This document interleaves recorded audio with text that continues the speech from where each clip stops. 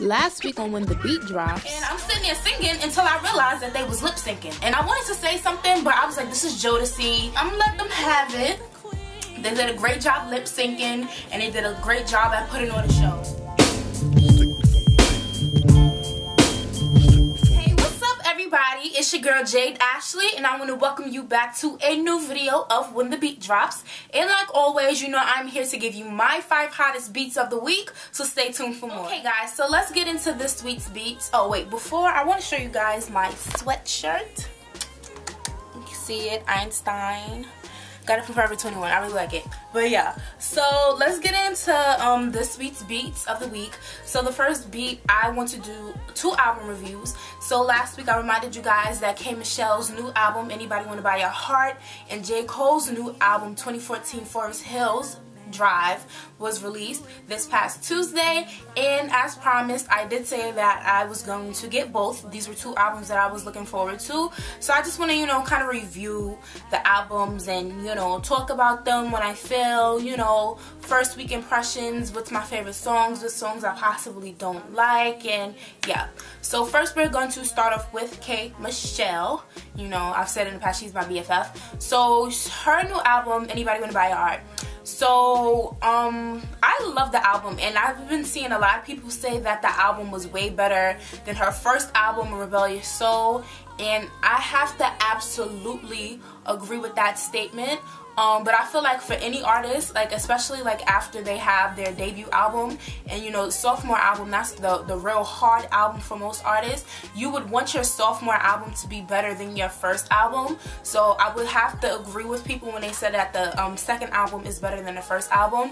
But both albums are the type of albums I'm able to, you know, listen to from the beginning to the end. But I really love the album, and this week was actually like the season finale of her show, K.Michelle My Life, so it kind of cohered with the album release. And yeah, I really love the album. As far as what my favorite songs are, I would have to say, well, we already know the two main singles that she released was Love 'Em All, of course, first, and then the second single that she released was Maybe I Should Call. So those off the back was obviously the 2 songs that I knew. But other than that, some of my favorite songs that I've been like gravitating to since listening to like the album in its entirety, I would have to say her song Going Under is definitely a favorite of mine. Her song Cry is also a favorite of mine. Something About the Night, which she released the music video to recently, and then her song Miss You Goodbye. Now Miss You Goodbye is gonna have to go #1. That is my freaking song. I love that song. Like, I listen to it repeatedly, and what I love about that song is I was listening and I'm like, this song samples something, and it took me a quick, you know, it wasn't quick, but it took me a minute, like, you know, a couple of minutes actually, to kind of figure out what song that samples. And the song samples New Edition's Can You Stand the Rain. So like, that's like, first of all, my favorite New Edition song. So because that song like samples it, like, I just love that song. So, but aside from that, you know, K.Michelle, she's been doing like promo obviously this whole week. She's been places such as, you know, like the Breakfast Club as always, and she also did like Wendy Williams. And the #1 question that everyone was asking her, so was this album inspired by a relationship that you had with Idris Elba? A relationship we did not know about. And Charlamagne had said, I'll be sure to link the Breakfast Club interview below. Charlamagne had said, so I saw this interview that you did with Nicole Bitchie, and you kind of hinted that, you know, this album was triggered by a relationship with Idris Elba. And I caught on to that too, because I saw that same exact interview with Nicole Bitchie that he was talking about. But, you know, it kind of made sense when I first heard Maybe I Should Call, because, you know, she talks about him having a baby and stuff or whatever, and I hope you're happy, how you're adjusting to having a child and all of this other stuff. And it clicked in my head, because then I remembered, oh yeah, Idris Elba, he did have a baby with like some makeup artist, and like she just kind of like popped up out of nowhere. Everybody was like, what? We never saw him with her before. We didn't know he was in a relationship with her, and she just popped up pregnant out of nowhere. And then the thing about it is, it's not like I was at the beginning of the pregnancy. Like, she was very much pregnant when they popped up together. So, but she talked about the relationship both on Wendy Williams and on The Breakfast Club. So I want to play like a short clip of what she had to say to Wendy about her relationship with Idris. So give me a sec. Were you still together with him? No. It was like an 8-month situation. I never thought that I would like him either. I thought his jeans were too tight, I told him. And his accent was kind of funny, you know, no offense to the UK. It was just different for me. Where did you meet him? I met him actually at the Soul Train Awards the night I saw you. Like, I met him there, and, you know, we just clicked. And people aren't always what they seem. Okay, so what happened? No. It's not. He's not a bad person at all. He really isn't, Wendy. I mean, he has his wretched side, and he's you know, he cleans up nicely, but he's very down to earth. He's very fun. Why'd you guys break up? There was a situation. He has a child, and I'm not gonna get in the way of that. Yeah. And I'm not gonna be walking around here. Y'all not gonna get me. Yes. And you're not gonna call me the home wrecker right. or call me any of that. So I desire a lot of attention and time, and when there's a newborn, you have to give your time and attention. So he to was that unfaithful child. to you, and he had a baby behind your back. Well. No, I'm just trying to get to the. You know Wendy's gonna get to all of it, okay? Come on, all of it. Well, when I met him, I did find out that, you know, he had a woman pregnant. Oh. But I did not know the extent of that situation. Oh. So yeah, that's what she had to say about the relationship. But I mean, look, the more relationships she gets in, the more wrong they go and stuff or whatever. You know, she always has a song, and I can't say that we don't love it. She even has a song on the album called Build a Man, and in the intro of it, you know, she starts naming people. She started naming Lance Stevenson. She obviously said Idra, but she said there was an actor or whatever, so obviously it was Idris. She was naming other people. She said Kells, so I don't know if Kells is like R. Kelly and stuff or whatever, but needless to say, it's an amazing body of work. She delivered once again, and I absolutely love it. So yeah. So moving on from K.Michelle, we have to talk about J. Cole. Now, I said to you guys last week that the album was actually leaked, but I refused to like listen to anything from the album because I wanted to listen to the album when it released. So 12 o'clock a.m. Tuesday, December 9th, I made sure that I downloaded this album and I listened to it, and I have to say I love this album as well. I feel like it's a great follow-up to Born Sinner. The songs that I definitely gravitated to, I would have to say right off the bat was his song Wet Dreams. But then as the week went along, my favorite song probably out of everything would have to be Fire Squad. Fire Squad, now that's my song right there. Fire Squad is my song. I also like 03 Adolescence. I like Apparently. What else do I like? Central Pez. I mean, I really just like the whole album as its entirety. But you know how I, have my primary favorite song? That would definitely have to be Fire Squad.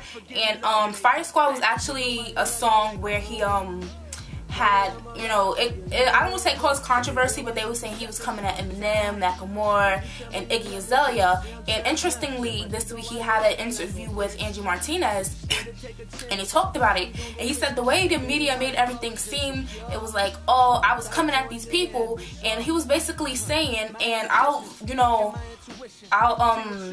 link the interview with Angie Martinez below, but he was basically saying is that, people are so worried about trying to be on top. These rappers are trying to figure out, well, who's better than who, but y'all not paying attention.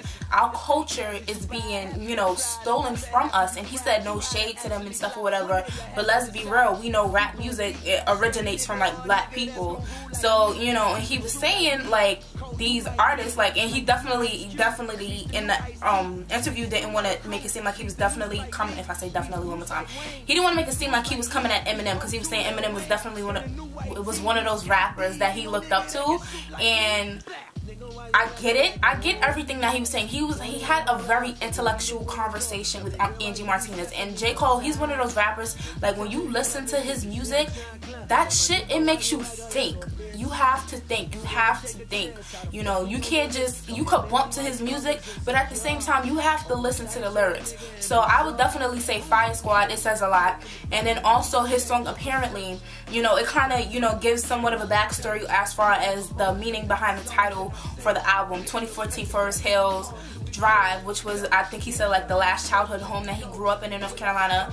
And in the song he talks about how while he was here in New York in college, the home got foreclosed on and stuff or whatever, and he was saying how he was sorry, how he wasn't there for his mom when that situation happened. And interestingly, I saw a video that he did with Complex Magazine. I'll be sure to link that below. Matter of fact, I'll put a preview of it either on one of these sides and stuff or whatever, but I'll put the link for the video in its entirety below. But what he was saying is that he actually went back to North Carolina and purchased that same exact home, 2014 Forest Hill Drive, and what he plans to do with it is he plans to, you know, families that, you know, are having a rough time getting by and stuff or whatever, he plans to rent it out to them for like a very low cost of rent for 2 years, so, you know, they can build and, you know, get up on their feet. So it's like a cycle, like every 2 years, you know, a new family will move in and stuff or whatever. And what makes that place special, aside from it being like his last childhood home and stuff, he said that this is the first home he ever brought.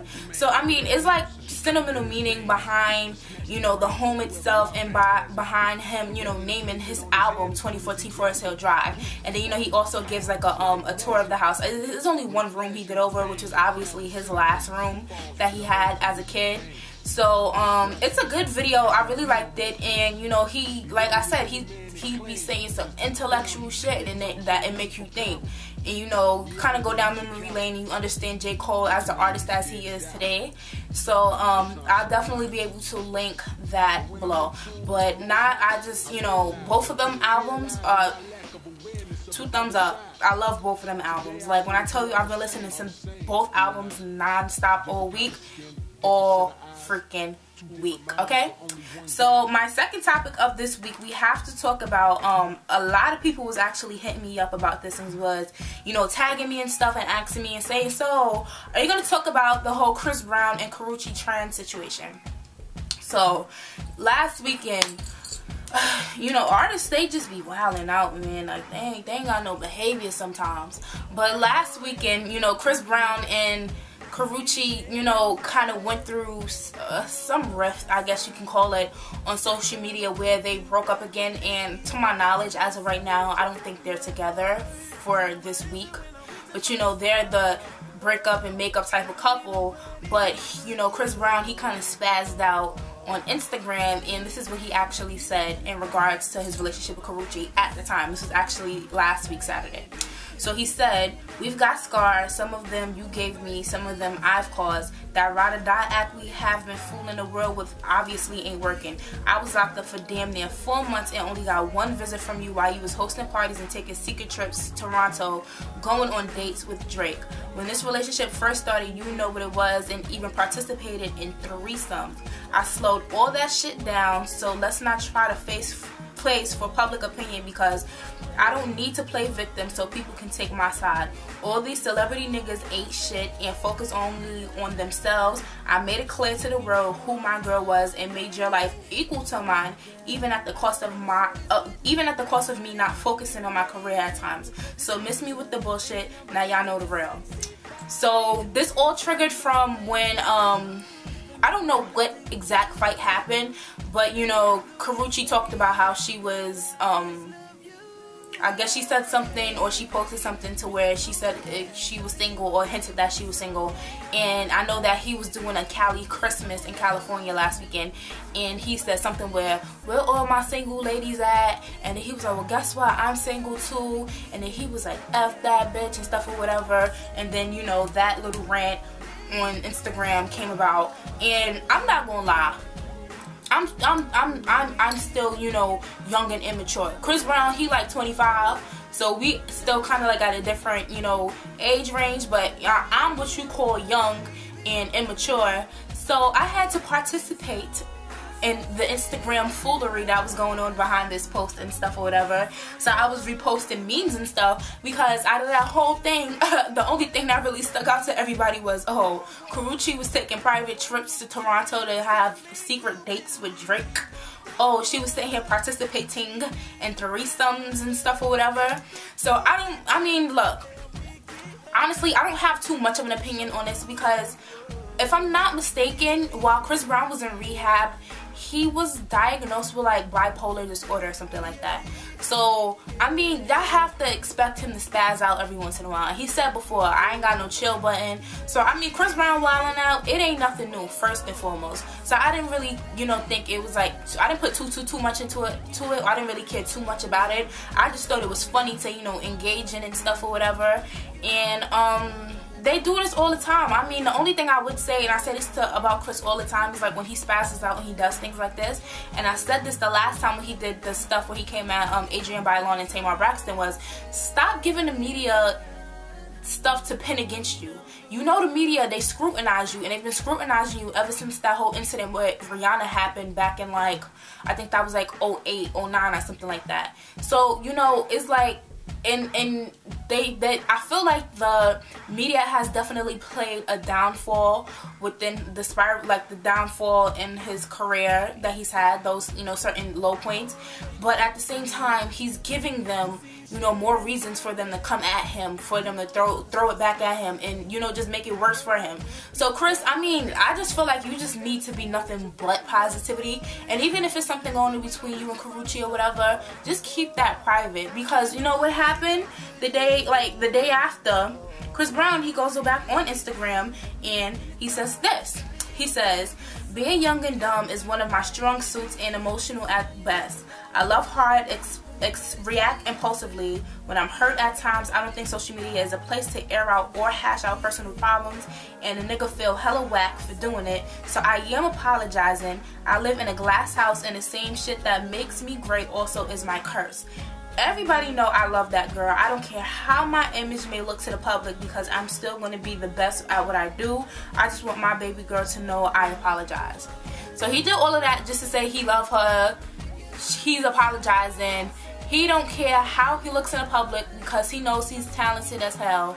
And yeah, so I'm done with this topic. Let's move on to the third. So speaking of Drake, it was reported on early Monday morning that there was a fight with Diddy and Drake at Live in Miami, because you know, like Wayne said, everybody go to Live on Sundays. So they was in Live last week Sunday, and it got back to everybody that Diddy punched Drake in the face. So we was like, what? But seriously, it was like, why? Nobody knew why. Nobody had video as to why. And it wasn't until recently that, you know, TMZ released a video saying something with, you know, Diddy being mad over the beat for 0 to 100.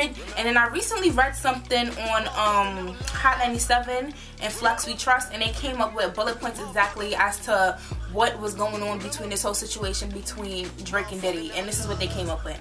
They said, number one, the fight was not over Cassie, but rather Drake's song 0 to 100. And then it says, two, Diddy was pissed that Drake took the beat and ran with it, despite the fact it was given to them by its producer, Boy Wonder, for both of them to be on. Drake didn't want to wait for Diddy around any longer, so who was sitting on this, because Diddy was sitting on the song. So when he recorded the song, and, you know, it's a song that we all love. And as I mentioned, some of the nominees for the Grammys last week, one of the songs that I mentioned was 0 to 100. So he was pissed for it about months, throwing shots at Drake and stuff or whatever. And they hadn't seen each other since, well, not last year, but they haven't seen each other since June. And they was at Live. I don't even know how I'm reading this list. So look, this is what happened. Long story short, Diddy and Drake were supposed to be in 0 to 100. Diddy wasn't doing nothing with it, basically. So Drake just sat here, took the beat, made the song. Song became poppin'. Song got nominated for a Grammy. They saw each other in the club at Live on Sunday, and Diddy fought him. Well, he punched him in the face, because it was saying here that Drake was hospitalized for a dislocated shoulder following the fight. Diddy, first of all, I think it would have been funny to watch, I'm not gonna lie, but Diddy, you too grown for this. Too grown for this shit. You're like the same age as my father. I'd be damned if I hear my father's out here fighting over beats and stuff, or fighting over little stuff like this. And second of all, Diddy, what do you think? What do you think you would have added to the song to make it better? We know you Diddy, but what are you gonna add a verse to it? Or you gonna add ad-libs over it? Thought I told you that we won't stop. I thought I told you that we won't stop. No, you're not. What was you gonna do to the song? You wasn't gonna do nothing to the song. So it was like, let it be. Congratulate Drake for his Grammy nomination because the song is popping. Okay, we love it. End the story. It was uncalled for. It is what it is. Y'all celebrities need to stop wilding. Basically, long story short. Okay, yeah. So moving on to my fourth beat of the week. I have to talk about the 2015 BET Honors.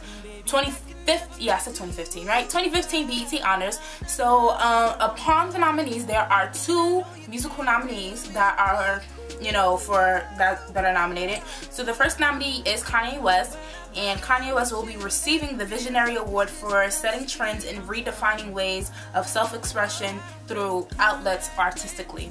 And I feel like that is a very much deserving reward or award that he will be getting come next year, because I mean, we know we have our moments where we like, yo, Kanye, he crazy, but come on, let's not act like this man is not creative. Let's not act like this man is not a great writer. Let's not act like this man is not a great producer. Let's not act like this man is not a great fashion stylist. Like, he cool at times, and he be sitting here and he be having rants in here and there everywhere. But I mean, look, he deserves it. The work that he's done, the body of work that he's done in the past, even leading up to the present, I mean, he's very much deserving of the award, long story short. I don't even have to sit here and do a list of things, because y'all know Kanye like I know Kanye. We know he be ranting and he be carrying on and stuff, but when it comes to his body of work and what he's done throughout the years, he's very much deserving of the award. So congratulations to Kim Kardashian's husband, Kanye West, okay? And the next artist that is nominated and will be receiving an award come next year, it's Usher. So Usher, he will be receiving the Musical Arts Award for his 20 years in the music industry.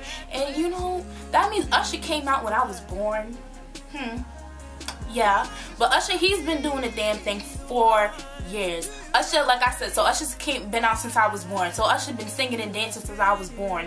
Usher, 20 years later, still singing and dancing, not missing a beat. So it's like kudos to Usher. And I remember when, what was it? There was a Grammy special honoring the life of Whitney Houston about a year or 2 ago or something like that, and he sung, I think he sung it was I Will Always Love You, I believe he did. And when I tell you, he sounded amazing. So aside from him still having like the dance moves, the vocals are still there. So again, that is another person that is very much deserving of the award that he will be honored with. So the BET Honors will be taking place in Washington, D.C. on January 24th, and it will be airing on BET at 9 p.m. on February 23rd. Yep, I got it right. I remembered it. Yeah. Alright, so let's move on to our last beat of the week. So I've been reminding you guys for like maybe 2 to 3 videos prior to this about Nicki Minaj's new album, The Pinkprint, and it is finally coming out this upcoming week. It will be releasing on January 15th, and I am so excited. So that will be another album I will be getting this upcoming week. And this is so much going on with Nicki. Her album was pushed back from the November 24th release date. And I think that it was probably pushed back because that was the re-release of, like the Beyonce album, the Platinum Edition one. And she's pretty good with like release dates. So if she gets whiff of somebody, releasing something around the same time, she'll push hers back, because she wants to be the one to shine, as she should. So her album will be coming out this upcoming week, December 15th. And aside from that, this week she released the video to her song Only, featuring Lil Wayne, Drake, and Chris Brown. And I'll be sure to matter of fact, you can catch the video on my blog. So if you go to jade-ashley94.blogspot.com, you'll definitely be sure to see the video, which Nicki, she looks great. Her body looks great. Like, she just looks good. Girl, you look good. You look good, alright? Yeah. Other than that, there was a song that was released or leaked from it. But before I even tell you about the song that was leaked, I do want to read the track listing for the album. About a week or two ago, she released a track listing for the album, and the songs that are on the album are All Things Go, I Lie, The Crying Game, Get On Your Knees featuring Ariana Grande, Feeling Myself featuring Beyonce, Only featuring Drake, Lil Wayne, and Chris Brown, Want Some More, Four Door Aventura, Favorite featuring Jeremiah, By Your Heart featuring Meek Mill, Trinidad Girls featuring Lunch Money Lewis, Anaconda, The Night Is Still Young, Pills and Potions, Bed of Lies featuring Skylar Grey, Grand Piano, Big Daddy featuring Meek Mill, and Shanghai, and the last song is Win Again. So I'm excited for the album to come out, and the song that leaked this week that has everybody going crazy is the Beyonce song Feeling Myself. So now I'll play the song when I edit the video, and as y'all hear me talking about Nicki, the song will be playing in the background. But you know, not everybody gets a Beyonce feature, so you know, Nicki, she doing something right, obviously because she was on the Flawless remix, but you know, she doing something right that she got that Beyonce feature. So I'm excited for the album. So don't forget that the Pinkprint comes out this week, December 15th, and make sure you cop your copy because I will be doing that. So yeah, those are my beats for this week, guys. So I want to thank you for tuning into this week's video, and you know I cannot end a video without reminding you guys to comment on my videos, like my videos, subscribe to my channel, and share my videos with others. And I only have one quick note to leave you guys with this week. So this upcoming week, Friday to be exact, November 19th, will be the final episode of 106 & Park ever airing on television. So if you're interested, you know, to watch the episode, you can watch it. I probably will watch it. You know, it's still kind of, you know, bittersweet to me because I, you know, said before what 106 & Park meant to me, like, growing up. So yeah, so the final episode of 106 & Park will be airing on BET next week, Thursday, November 19th, and it should be at like 5 p.m. unless they're gonna go back to like their original scheduling of 6 p.m. But yeah, so check your local listings to see what time it comes on. Then other than that, I want to leave you guys with my song of the week. So one of the songs that I mentioned that was my favorite from K.Michelle's new album is her song Something About the Night. And actually, she was on 106 & Park this week to premiere the music video. The music video was dedicated to, you know, the great legend Billie Holiday, and you know, we get to see some K.Michelle's acting in the video. I mean, she has a little bit to work on. You know, I love K, so I can be honest about it. But other than that, it was a great video. I absolutely love the song. It's one of those up-tempo songs that's on her album. So if you want to catch the video and hear the whole song in its entirety, of course, you know, you have to go over to my blog at jade-ashley94.blogspot.com, and I will see you guys next week. Bye.